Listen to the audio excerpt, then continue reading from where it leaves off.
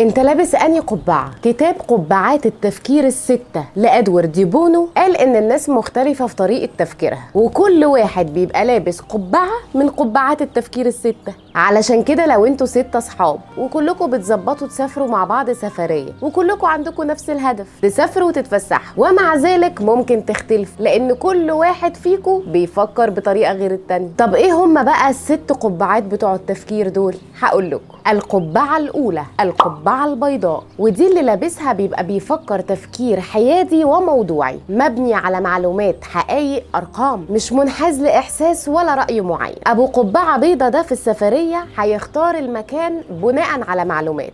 المكان كام ساعة سواقة؟ الجو هيبقى حلو ولا وحش؟ هندفع كام؟ هنعمل ايه هناك؟ ولو المعلومات كلها أقنعته هيتوكل على الله. القبعة التانية القبعة الحمراء، وده بقى الحساس، ده بيمشي بمشاعره، باحساسه، بالحاسه السادسه. هتلاقيه وانتوا بتظبطوا السفريه يقولك انا حاسس كده ان المكان ده حلو، اصلي شفت فيلم في المكان ده ومجنني، مش عارف ليه كده حاسس اني هقابل حب عمري هناك.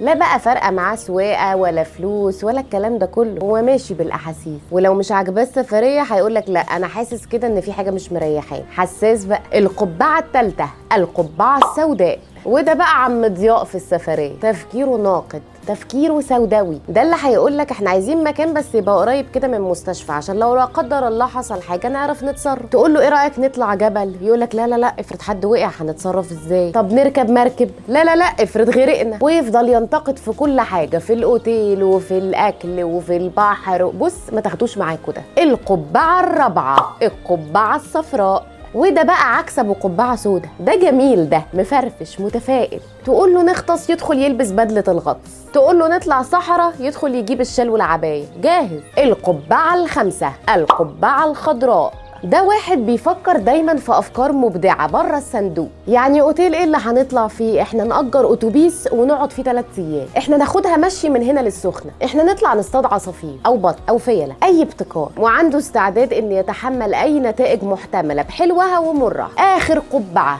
القبعه الزرقاء، وده راجل بقى مرتب منظم مسيطر شويه. ده بقى اللي بيسيبكوا تختاروا المكان والاكل والشرب والهلك ده كله، ويروح باعت على الجروب احمد ومحمد هاتوا الاكل انتوا، ابراهيم احجز انت التذاكر، هنطلع بعربيه مصطفى وكريم هيبدل معاه في النص، عدوا عليا الساعه 7 يا شباب انا هكون جاهز محدش يتاخر عايزين نتبسط. رتبها في ثانيه خلصت.